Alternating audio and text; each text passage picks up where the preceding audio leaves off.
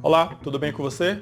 Olha só, vamos ver o impacto que a luz traz na qualidade do sono, do despertar, do dormir, como que essa relação entre luz e ciclo circadiano se interage? Se conecta comigo. Segredos Cerebrais está no ar.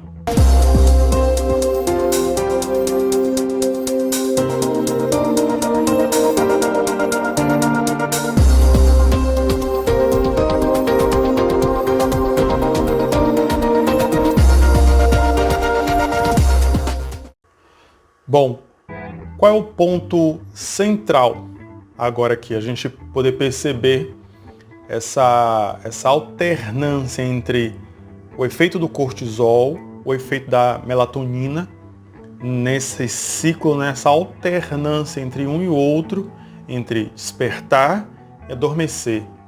Se a gente for pegar em termos descritivos, digamos que assim, a gente está falando aí de ciclo circadiano.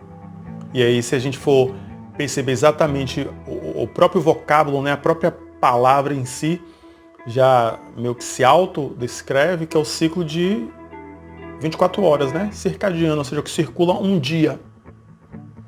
Claro que isso é em termos médios, porque cada organismo tem suas variações, né? A gente tem registro aí de que, claro, o fator biológico é um fator que ele tem alterações.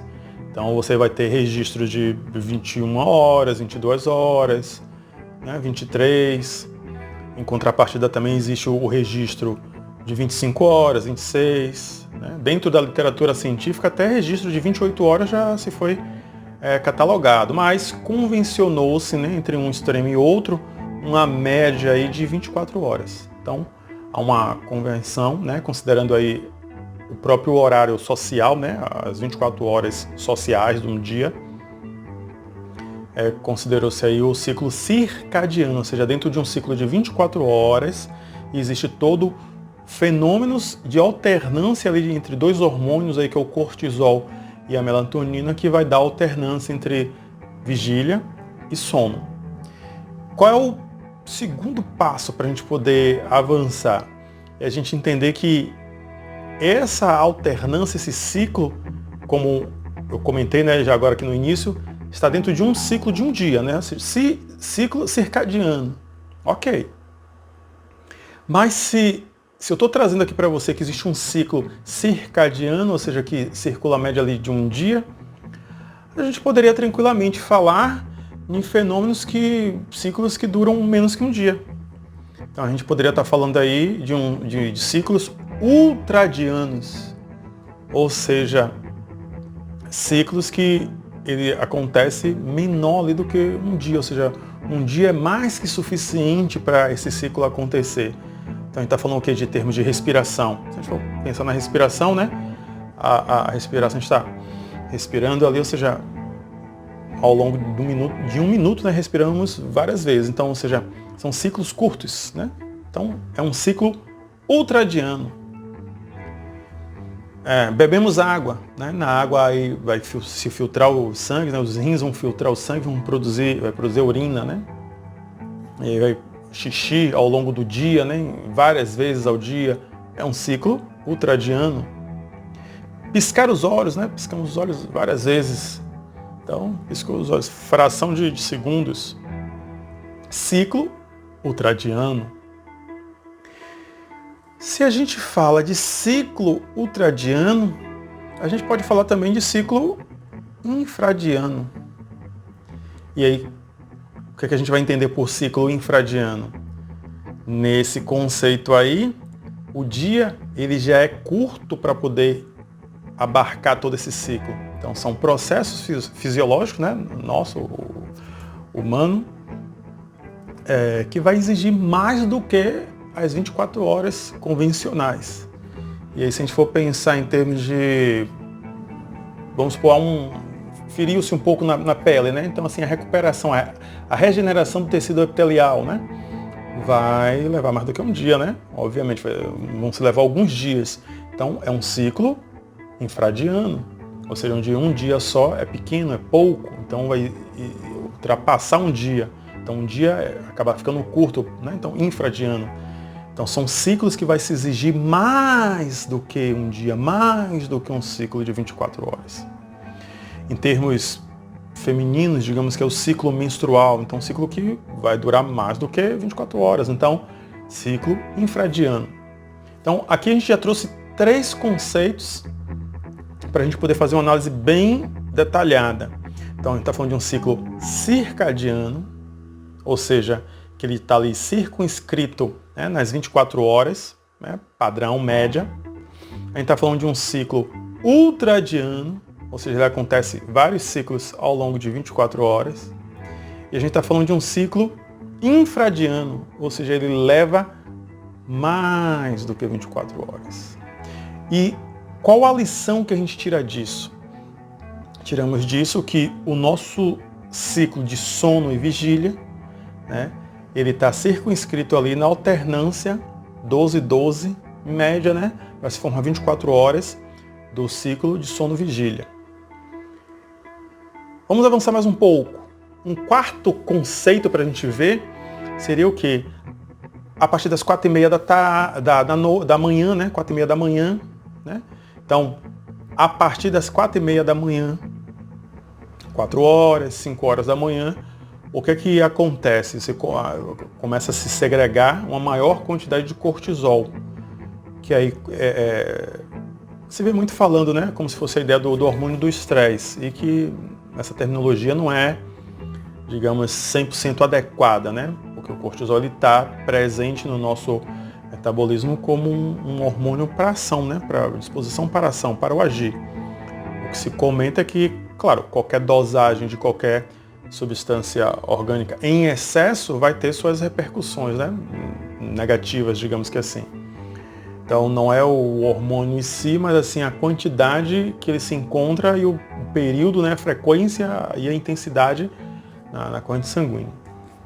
Em termos práticos, o cortisol a partir das 4 da manhã, 4h30, 5 horas começa a aumentar a sua concentração na corrente sanguínea.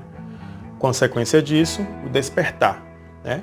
Saímos aí da chamada atonia muscular, né, que é justamente aquela ideia de ficar parado, né, quando nós estamos dormindo, geralmente ficamos parados, né? Aí claro que tem, então não estamos falando aí de alguns movimentos que pode acontecer, né? Mas via de regra ficamos parados, né? A musculatura ela tende a ficar estática, então temos o nome técnico de atonia muscular. Na segregação desse cortisol, isso começa a se modificar, a tal ponto que despertamos e aí iniciamos, né, o dia. O que acontece 4h30 da manhã, 5h30 da manhã, 6h30 da manhã em termos naturais, né? A gente começa a ter o nascer do sol. Então, no nascer do sol, aí um aumento da radiação. Essa radiação ela vai ser captada, né, pelo nosso nervo óptico e a segregação aí do cortisol. Então, assim, um start inicial é a captação, né, da luz, né, avisando para o nosso sistema cognitivo de que, olha, já é dia. Claro, tem um outro fator que é o fator de condicionamento, né, muito comum, independente, você pode estar em um lugar que não tem essa exposição à luz natural, e naquela média de horário ali que já se está acostumado, né, habituado a acordar com o despertador, digamos que assim, você até acordar antes do que o despertador, né? Eu brinco dizendo que é você acordar o despertador, né? Você acorda um pouco antes, até vai lá e desliga, ou então acorda 1 minuto antes, ele já toca, ou então acorda já bem ali próximo. Então, claro, não houve uma captação da radiação solar, o que está havendo ali um condicionamento do horário do relógio biológico interno, né? Tudo isso aí a gente está comentando de uma linha do conhecimento, né, fisiológico, chamada cronobiologia, que é justamente o estudo dos ciclos biológicos, né, orgânicos, fisiológicos, humanos, né? Então, daí que deriva o quê? Olha que a gente começou do circadiano, né, do ultradiano, do infradiano. Então, acima de um dia, em um dia, abaixo de um dia. E por que estou fazendo todo esse detalhamento? Porque isso vai ser a base para a gente dar o salto de entendimento logo em seguida. 6 horas da manhã, 7 horas da manhã, já estamos nessa concentração aí do cortisol, né? Estamos em ação, em movimento, o movimento motor tem que, né, se movimentar, ação, andar, enfim, agir, né? Agir para o campo social. Dentro desse cenário aí, ao longo de 9 da manhã, 10, 11, 12, 1, se chega aí o ápice, né? Um pico de uma concentração de cortisol, que você está na disposição ali para agir. E no período da tarde, a gente está falando que 2, 3, já começa a haver uma diminuição na concentração sanguínea, digamos assim, em termos naturais, né, desse elemento, esse hormônio cortisol. Em contrapartida, começa-se a aumentar o nível de melatonina. Aí a pergunta é, o que está acontecendo, né, em termos naturais, né, da natureza, a partir das 3h30 da tarde, 4h30 da tarde? O pôr do sol. Então, 4h30 da tarde, 5 horas, a partir das 3h30, 4h30, 5h30, dependendo da região do país, né, obviamente, você começa a ter ali uma diminuição da intensidade solar. Né? Não vai se comparar o sol das 12 horas, né? O sol de meio-dia, o sol de 1 da tarde para o sol de 4 da tarde, 4h30. Então, você começa a iniciar ali o processo de pôr do sol. Consequentemente, uma diminuição da radiação solar. Nosso nervo óptico está captando aquilo, né? Estando exposto, e vai segregando já a melatonina. Então, assim, a melatonina ela vai preparando já o organismo para diminuir uma série de ciclos que se tem, né? Temperatura corpórea, circulação de uma forma geral, ou seja, preparando para o repouso, preparando para dormir. Claro que tem vários detalhes aqui que eu estou pulando, não estou sendo muito rigoroso, só para a gente poder ter um entendimento iniciático, digamos que assim, no que nos tange, que é essa ideia do ciclo circadiano, a gente poder, já ao fazer menção do conceito, entender por quais, né, oceanos estamos navegando, e por isso que não estou sendo tão minucioso, digamos que assim, mas só para a gente poder entender do que se trata quando se fala de cortisol e melatonina dentro aí do ciclo de ciclo circadiano, fazendo contraponto com o ultra e com o infra, que vamos chegar dentro em breve. Então, enfim, dentro desse cenário aí, o que acontece aí a partir das 4h30, 5 horas da manhã, o pôr do sol da tarde, 5h30, 4h30 da tarde, né? Então, dentro desse cenário, o que acontece a partir das 4h30, 5h30 da tarde? Pôr do sol, diminuição da radiação, então, aumento da melatonina, começa a cair cortisol. Então, a gente começa a ficar mais inativo, digamos que assim, né? Começa a preparar-se para dormir. 9h30, 10 horas ao pico, né, de melatonina, e iniciamos o sono. 1 da manhã, 2, 3, o que acontece às 4h30 da manhã, às 5 da manhã, às 6 da manhã? Nascer do sol.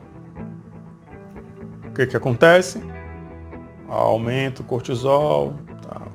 Então esse ciclo todo é o famoso ciclo circadiano. Em termos naturais, normais, esse ciclo ele vai se alternando entre um e outro ao longo, como comentado, né, dessas 24 horas, podendo variar um pouco mais, um pouco menos para um para outro.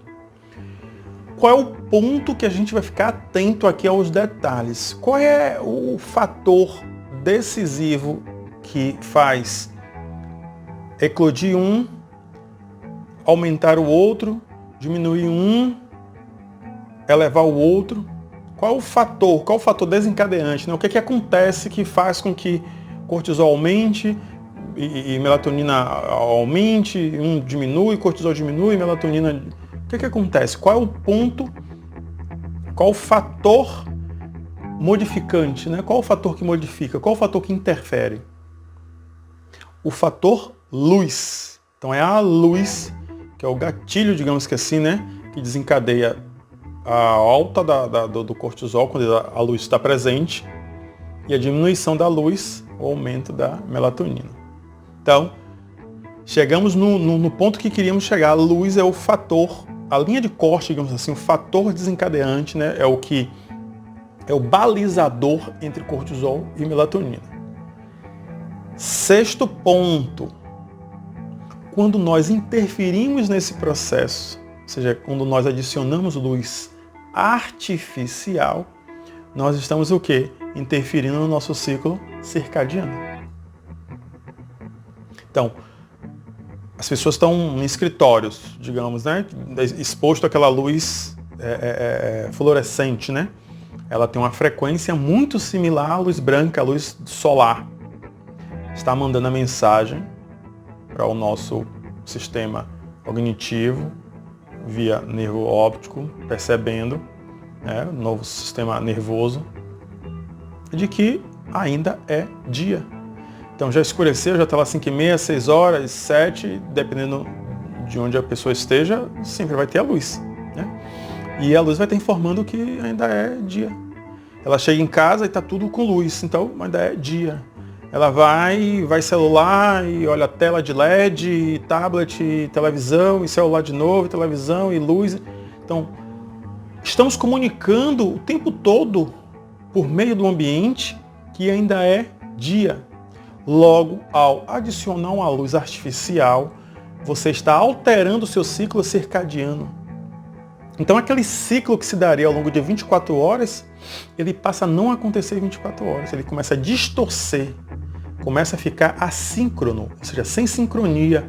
Ele começa a ficar um ciclo meio ultradiano, meio infradiano. Ele começa a distorcer, Então, já está lá 1 da manhã, 2 da manhã e o organismo ainda está percebendo naquela resposta pela exposição da luz que ainda é dia.